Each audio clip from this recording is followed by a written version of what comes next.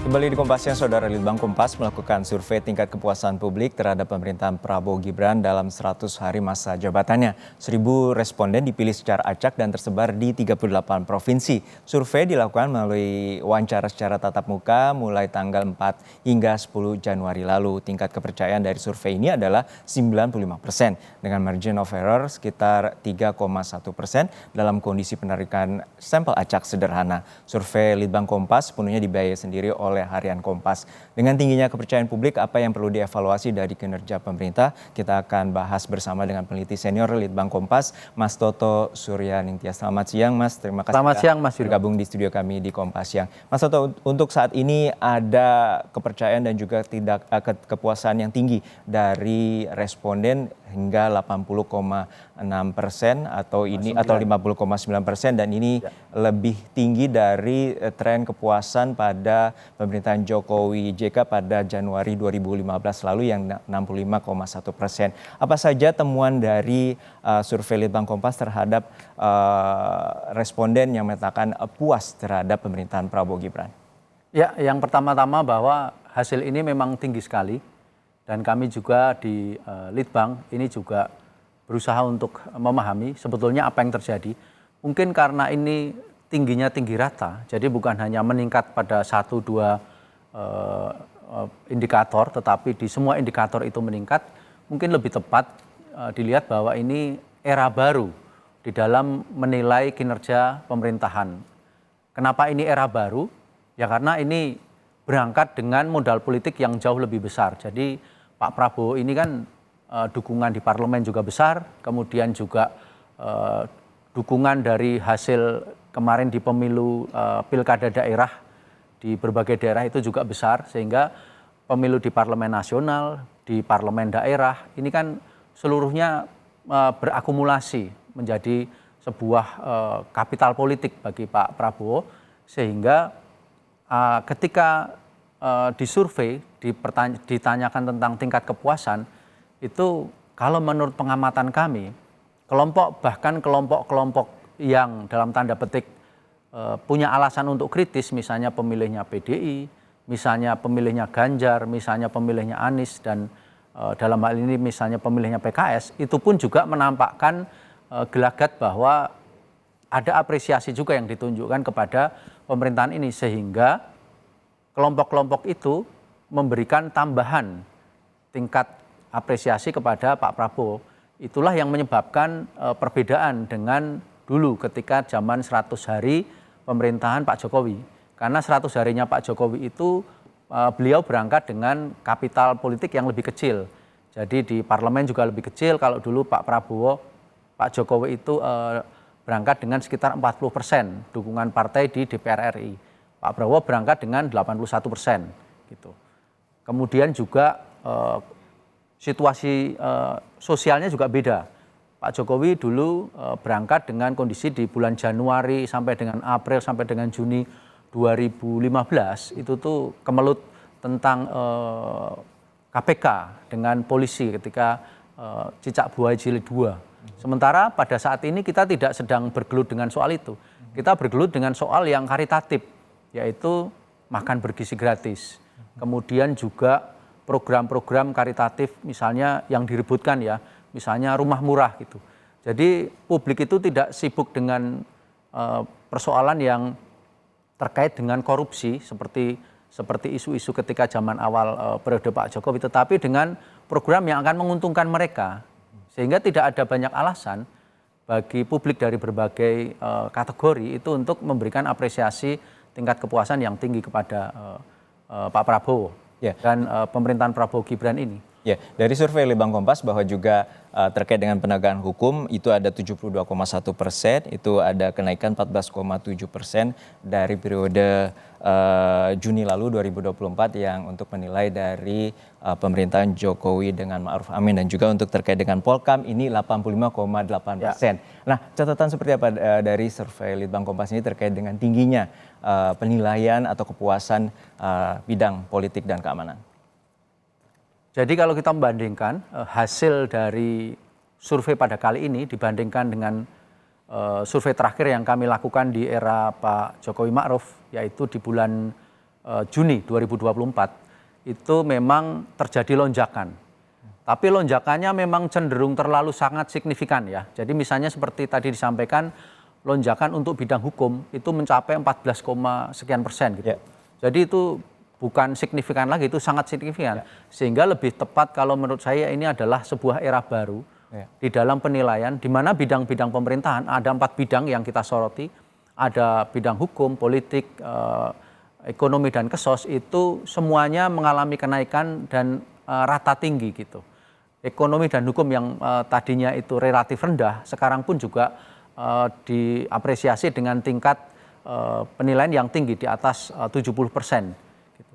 Jadi itu yang menjadi catatan bagi kami bahwa bidang ekonomi dan hukum yang pada waktu pemerintahan sebelumnya itu relatif lembam ya, jadi sulit untuk naik sampai pada tingkatan apresiasi di angka 70%. Sekarang ini tiba-tiba menjadi 77%, tiba-tiba menjadi 73%. Jadi sesuatu yang melompat tinggi bagi kami, dan menurut kami kalau dilihat dari sub-sub indikator yang dinyatakan, di situ memang terlihat bahwa apresiasi ini diberikan secara merata, kecuali pada 2 kategori sub-indikator, yaitu satu adalah kasus suap dan jual beli kasus hukum itu masih di angka sekitar 50-an 7% apresiasinya. Jadi angka yang ada di kepala 5 itu hanya satu, suap dan jual beli kasus. Yang kedua adalah soal lapangan kerja, itu di bidang ekonomi. Jadi di bidang hukum adalah suap dan jual beli kasus, di bidang ekonomi adalah soal kesulitan dalam pembukaan atau mencari lapangan kerja. Itu yang masih dinilai minus. Tapi seluruh subindikator yang lain dari 4 bidang ini, di mana kita turunkan menjadi 20 subindikator, itu 18 yang lainnya relatif baik, bahkan sangat baik. Ya.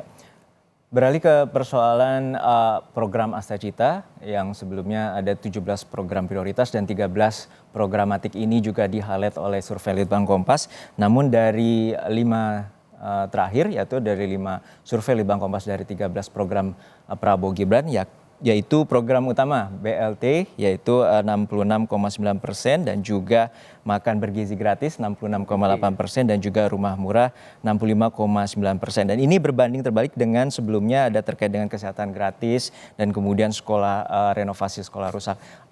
Catatan seperti apa bahwa melihat program-program utama seperti BLT, MBG, terkait dengan rumah murah ini kepuasannya tergolong di bawah 7% bahkan. Ya, ini kan tingkat kepuasan terhadap ketika menilai program-program unggulan ya.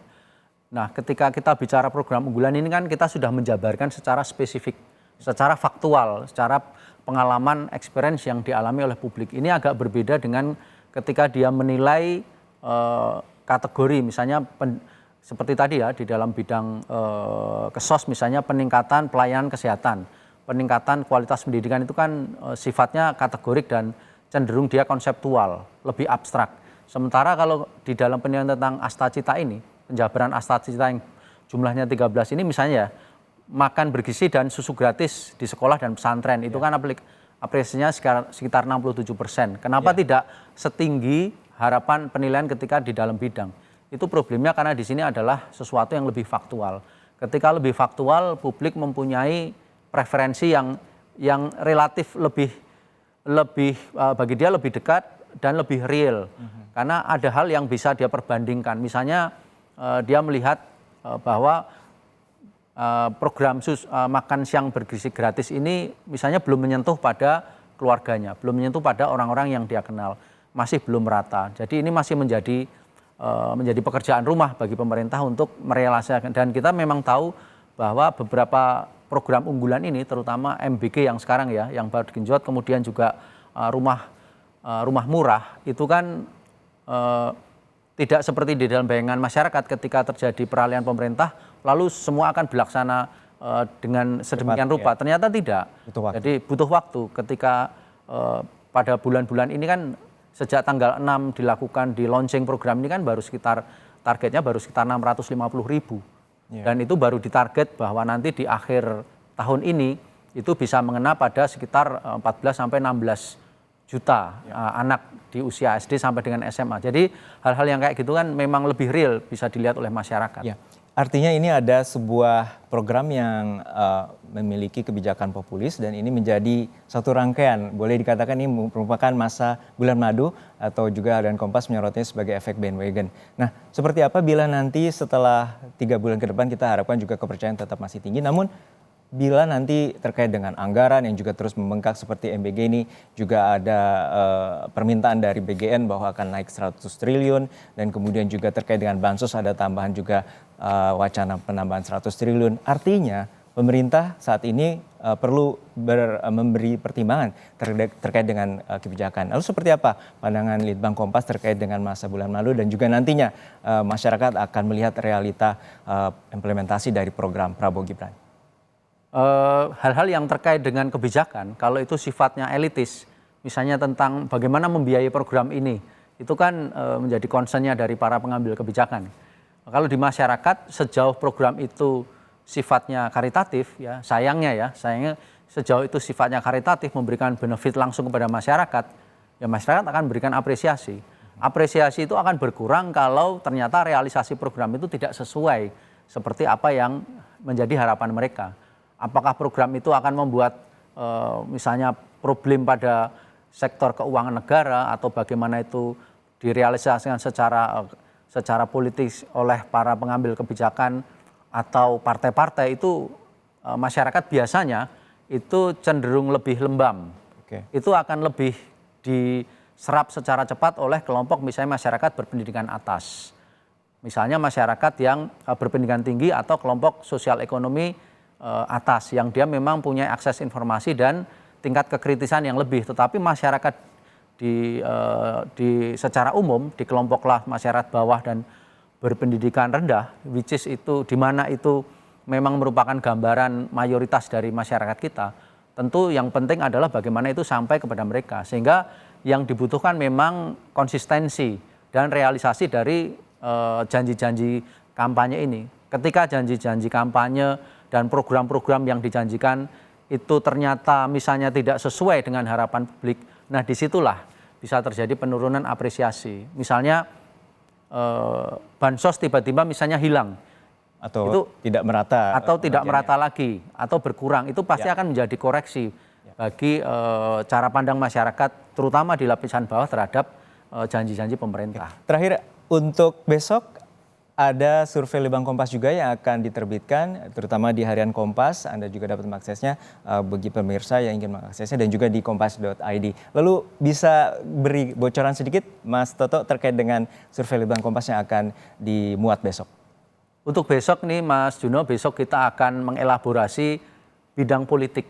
Jadi bidang politik itu kita membahas soal stabilitas politik, kemudian soal kepemimpinan, kemudian soal hubungan antar para pengambil kebijakan. Jadi kita akan elaborasi itu baik di berbagai kanal di Kompas TV maupun berbagai kanal Kompas.